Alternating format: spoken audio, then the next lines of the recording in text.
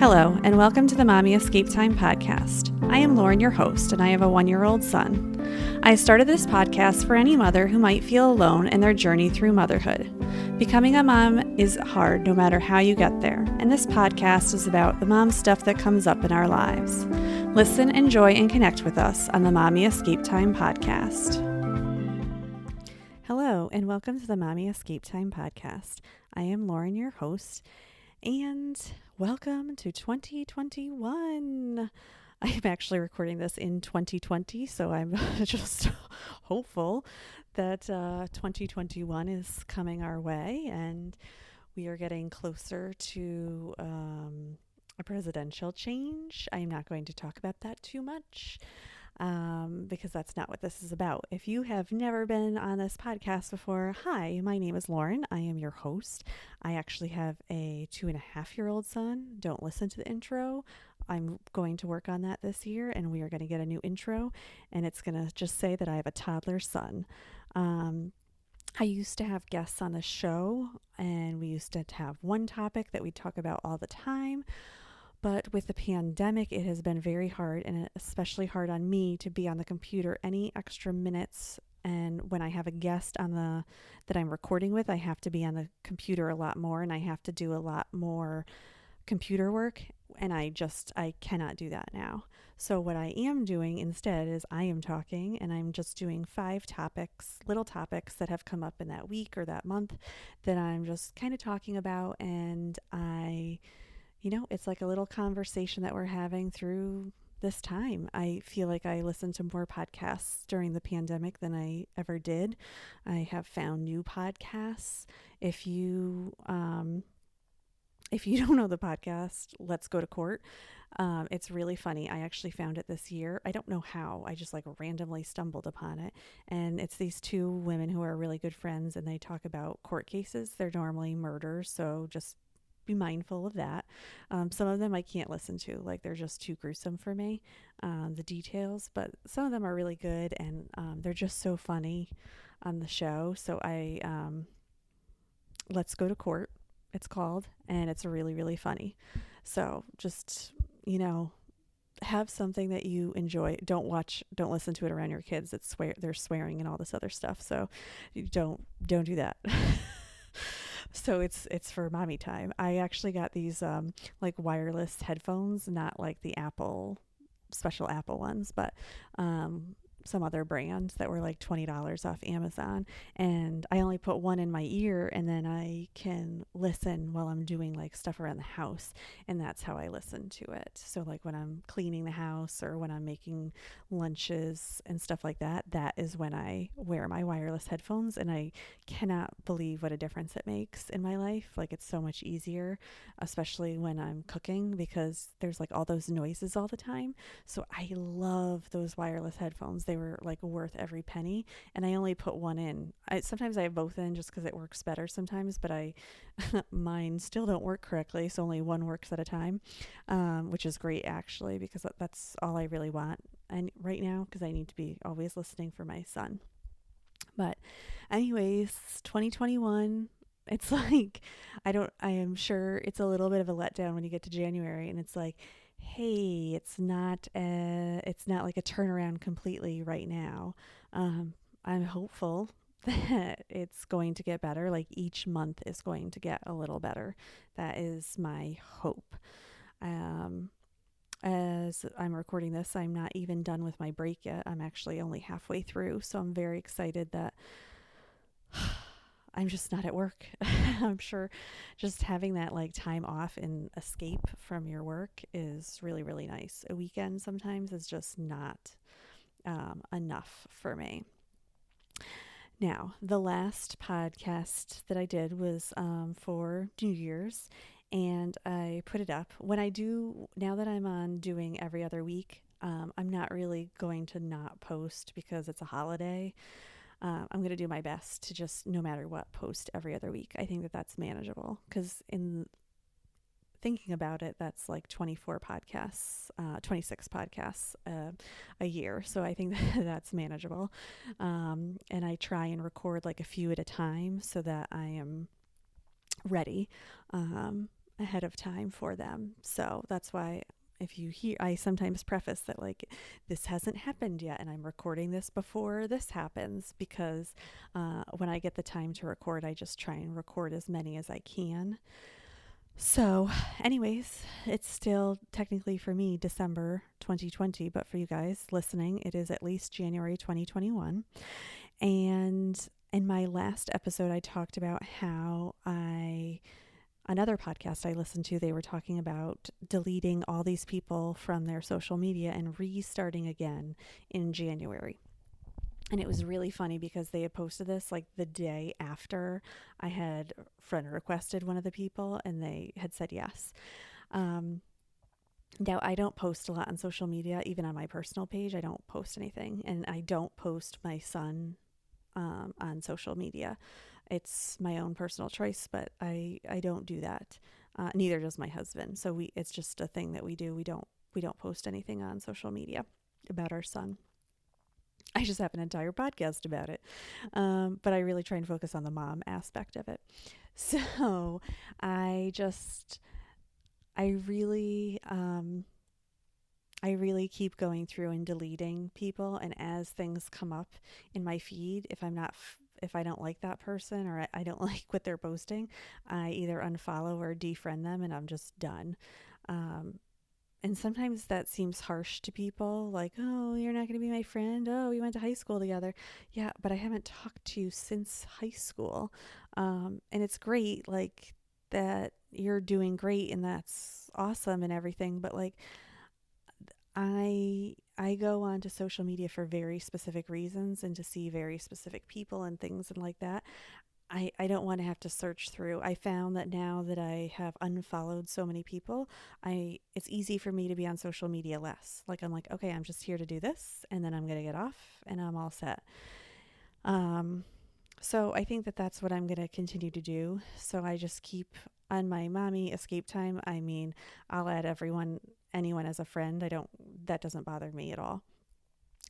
There are very few things that I'm not one of those people that's going through and liking and, engaging from my Mommy Escape Time podcast, social media.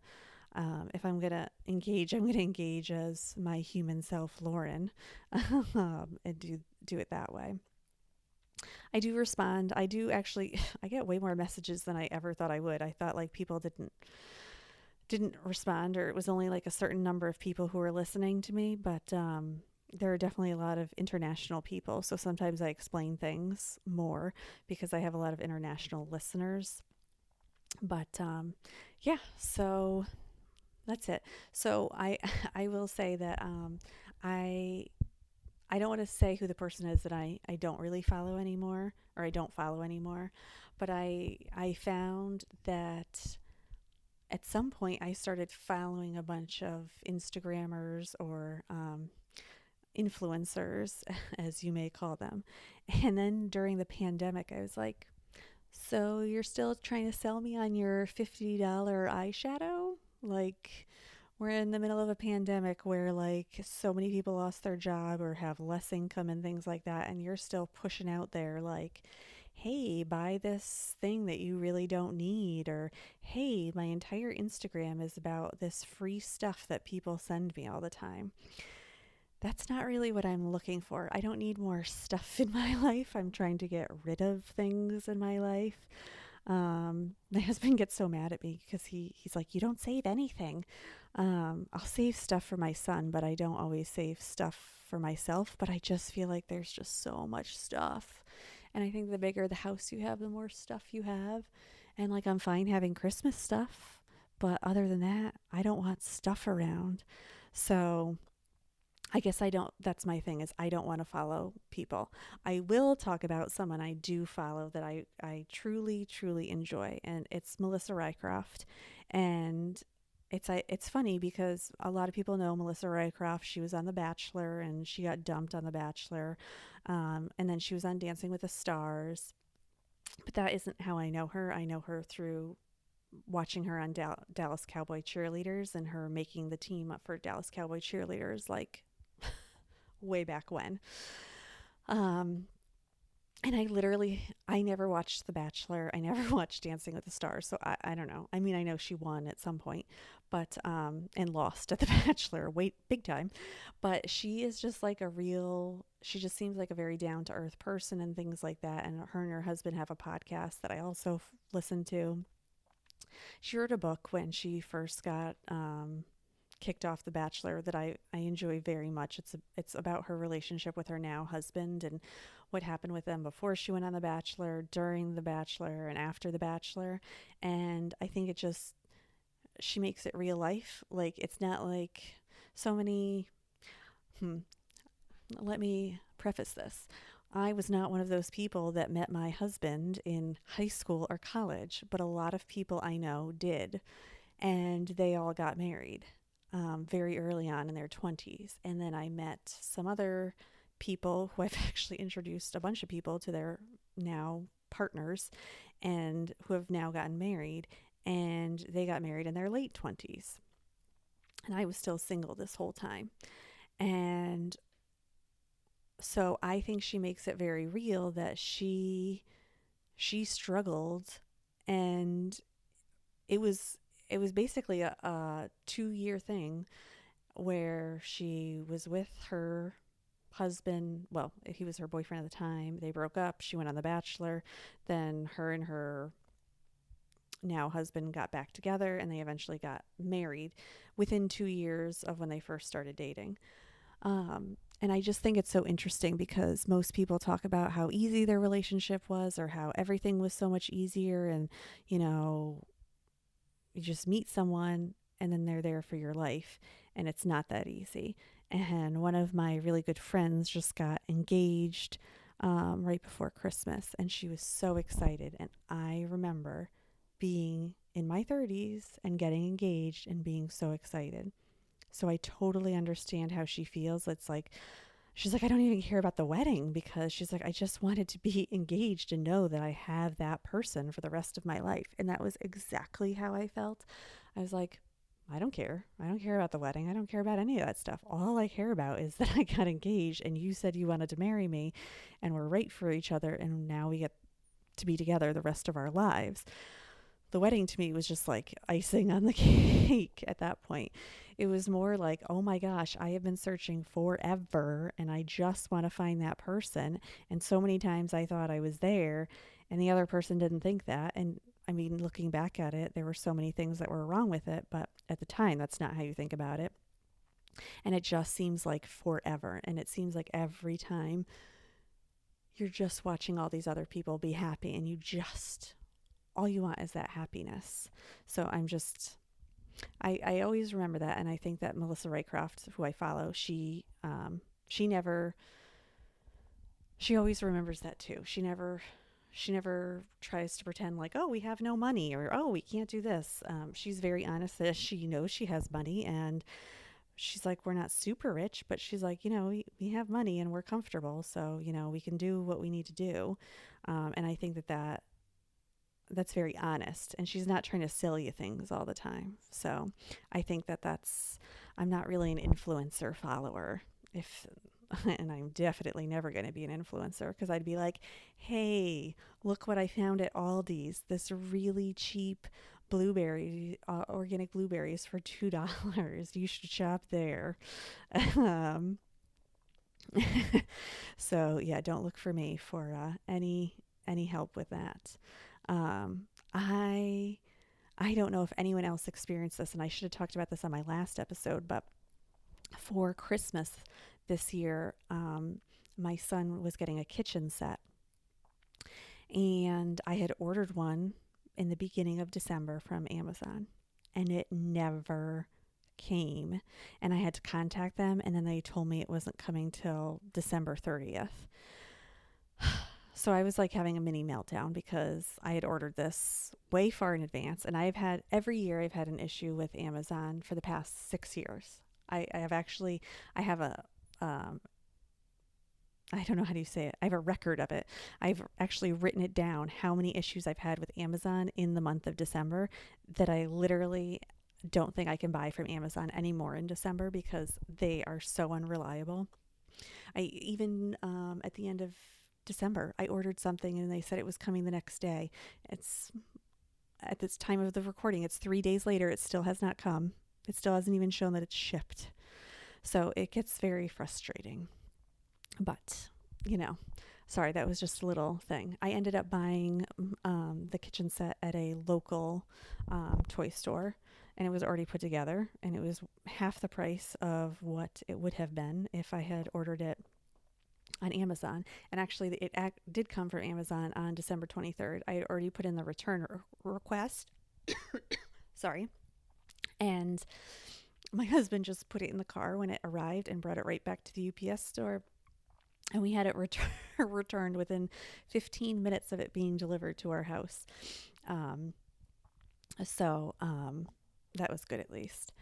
So that was just a random fact that had nothing to do with anything that I was planning on talking about, except that I cannot stand Amazon. And I understand that this year there was so much issues with shipping and things like that. I want you to know that this is not anything new.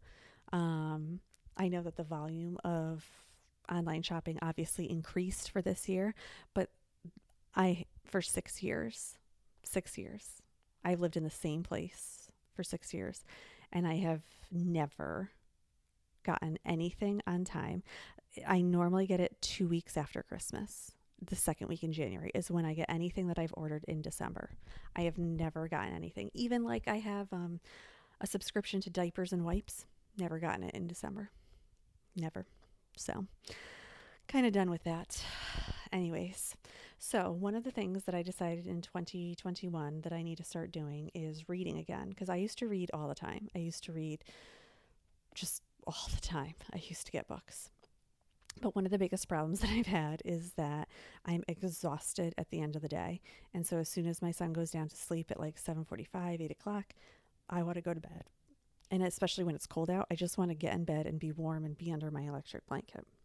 But I decided that at least for 30 minutes a day after he goes to sleep, I was going to start reading. So my husband and I set up this whole thing with the library. It's a crazy situation what we have to do. But once every 3 weeks, we pick up our order from the library. And we have our books so that we can read every night for 30 minutes. And this one book I got, we had gone to Barnes & Noble, and I just took a bunch of pictures of things. And one of them was like Reese Witherspoon's book club. And I had read one book from Reese Witherspoon before, and I hated it. I thought it was like the worst book ever. And I was like, oh my gosh, this is horrible. There's like no climax to the story. It was just like, okay. And then she got together with this guy, and then they were just happy. I was like, okay, there is no story here. You're literally just saying like, this guy met this girl, they dated for a few weeks, then a few months, and then they got married, and that was it. You didn't need 300 pages for that. But anyways, so I did take a picture, and I was like, whatever, I'll just take this book out. I had no idea what this book was. I had no idea what it was. I just saw something that it said something on the cover, when you have too much to do. And I was like, oh, okay, that's nice. I'm like, this girl has like too much to do. I'm like, this will be interesting. I'm like, this is my whole life. I didn't realize it was a nonfiction book. It's called Fair Play. Let me tell you that. It's Fair Play by Eve Rodsky. I don't know. It's probably none of those things, but it's called Fair Play. And I just started reading it, so I don't have any solutions. But it's basically talking about how women, especially after having kids, take on the she-fault, or all the parenting responsibilities and all the aspects of keeping up the house, even if previously your husband helped. And I will say right now, disclaimer, my husband does do a lot. However, when he does try and help out, he doesn't always do things right. And we get into this, we just get into this tiff, let's say, where we're not maybe excited because I wanted him to help me. He did it wrong, and I ended up having to do it anyways. So this book is saying that it's going to help with that also. She had this whole thing about how a bunch of group of women were sitting at lunch, and their husbands kept calling them saying like, well, where's this, how do we do this, and I don't have the present for that birthday party, what's the address for the birthday party, what do they wear to this birthday party, and all this other stuff. And a bunch of the women were like, it's just easier if I go home and deal with it. And it talks about a lot of the invisible tasks that women do that men don't see, and then women get upset about it. And I remember seeing something, I don't know, it was online like I don't know, one of the many times I've seen it online, about this man who was talking to another man saying, my wife didn't compliment me that I, emptied the dishwasher. And the other guy was like, yeah, because you live in the house. You are expected to do these things. You don't get a compliment for doing them. You just are supposed to be doing them. You live in a house together. You are supposed to do work. Stop looking for praise for doing things you are supposed to be doing. So anyways, I think it's just interesting. I don't know how it's going to go. I'll let you know how it goes, unless, um, I think we all have those moments as moms where we're at the breaking point and it's like, stop asking me. I just want space, and I need my space. And just do something as opposed to asking me what to do. So I'm hoping that's going to help this year. Over the break, I also took my son to his 2.5-year appointment. And this was very interesting. Now, we had his 1-year appointment back in May, and I didn't want to go to the doctor at the time, but they were really pushing for you to go. And I just think it's this really weird back and forth where stay away, stay away, stay away. Everyone has COVID, but oh no, everyone's still coming to the doctor for your wellness check and all this stuff. And I've had some frustrations with the doctors in our area. Everyone has their own rules. They make up things all the time. I have to, I'm currently supposed to go to the eye doctor today, and they asked if I had a fever in the last 14 to 36 days. And I was like, I don't even know how many days away 36 days was. I go, but I'm like, I've had a negative COVID test at least in less than 36 days. So yeah, I don't even know if I ever talked about it on here, but my family did get quarantined over a 99.0 temperature, which again was one of my frustrations with the doctor's office at this time, because a 99.0 is not a temperature. However, the doctors would not see us. They would only do a telehealth consultation with me, which they still charge for a full visit, by the way, in which they told me I had to take my son to get a COVID test, that there was nothing they could do for me. There was nothing they could do for my son until he had a negative COVID result. Now, my son had a fever of 99.0 and got sent home from daycare. That's a whole nother story, but I understand for daycare, like they have to be careful and things like that. And they do have a rule that if your child has a fever above 98.7 for 2 or 3 days in a row, that you have to get a doctor's note saying that they are cleared to come back. Then the doctor says, well, we can't see you until you have a negative COVID result because you have a symptom of COVID. And I said, well, 99.0 is not a COVID result, is not a COVID symptom. 100 to 100.4 would be in the range of things that is a fever. So anyways, my appointment for my son has been rescheduled so many times because of made up symptoms that are not, I don't know. Everyone just makes up their own rules. But then they push you like, oh, you got to get this and you got to get this for your child, and you can't get behind on your vaccines. So anyways, I took my son to his 2.5-year appointment. And what happened is the doctor says, oh, what do you mean your son can't dress himself? What do you mean he's still in a diaper? What do you mean he's not talking to other people? It it was not a very calming appointment, let's just say. Like, I kind of brushed it off because I'm just like, yeah, my son's so here's an issue with my son. My son is 2.5 years old, but he looks like he's 4, maybe 4.5. He's very tall. If you heard him talking to me or my husband, you would think that he had to have been at least 4. He has a very large vocabulary. He talks a lot. He understands. He's a very visual person, so he's very observant and will comment on his observations, which makes him seem older than he is. So I always have to be very careful that my son is not being pushed too much or being made to do things older than what he is because he is able to do some things, or he is taller. I don't understand why being taller would make someone be older, but that's just how people are. So whatever. So anyways, I was talking with people at school about it, and I was like, yeah, they think my son should be doing all this stuff, and they're like, I have a 4-year-old at home who still needs help with that stuff, and yeah, this kid and this kid still can't do this, that, and the other thing. They're like, that is a ridiculous expectation of a 2.5-year-old. And I was like, yeah, I kind of felt like she was reading off some sheet from some other age, and I was kind of being like, they always get so stuck that my son doesn't drink milk, and I'm like, okay, he doesn't drink milk, but he eats cheese, he has meats and stuff like that. So I'm like, he's getting protein. I'm not too concerned. But they're always very stuck on that he doesn't have milk, and he doesn't really love yogurt. Like, sometimes he'll have yogurt, but not really enough. So I don't know. Ugh, I'd love to say that we're going to stay with that pediatrician forever, and this wasn't our normal pediatrician, so I try and let that go because I'm like, I don't know what to say to that. She's just this person who hasn't seen my son since, he couldn't put on weight as a baby. So, and I was like, his first 2 weeks of life. So I try and let that go.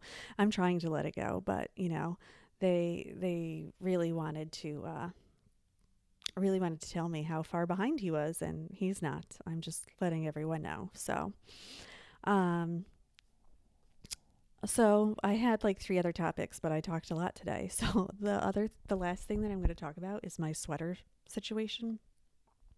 I continuously buy sweaters, and I think one of the issues that I had is after I had my child, I did not lose the baby weight, and now I'm at the point where I'm not going to lose any more weight than where I'm at. I'm happy at the weight I'm at. I'm a real human being. I'm not going to be super, super skinny, and I'm not going to be super fat.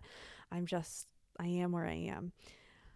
Unfortunately, my sweaters are either too big or too small, and I hate all of them. Like, I don't know what I have done to my sweaters in the past. I just don't understand. So I am on the hunt for new sweaters. So I think at the end of the season, I'm just going to try and buy a bunch of sweaters and throw out all the old ones, which seems like such a waste because I haven't worn them in like 3 years. But I just can't. I feel like they're taking up all the space in my closet, and I'm like, what am I doing with them? So I don't know. Who knows? Maybe I'll just buy a few and then wait for the end of 2021 and buy some more, hopefully. But I never thought that is the part that I would struggle with the most, but I do struggle with finding the right kind of sweaters that I actually like to wear. So if anyone has any suggestions, please tell me, because I will literally take any suggestion. I don't like crop top sweaters or sweaters that just cover your belly button. So nothing like that. But yeah. Okay, so I end my show every week with something that I'm enjoying about my son. And currently I am enjoying playing outside with my son. He loves being outside in the winter. He just loves it so much. He always wants snow. When there is snow, he wants to build a snowman all the time. He wants to go sledding. He's a very good kid, and he loves to be outside, and I love being outside with him. So that is what I'm currently enjoying about him. So as I said before, I'm going to be doing every other week for now, but I'm going to be consistent with it, so that should be good. And I hope that everyone has a great week, and I will talk to you soon. Bye.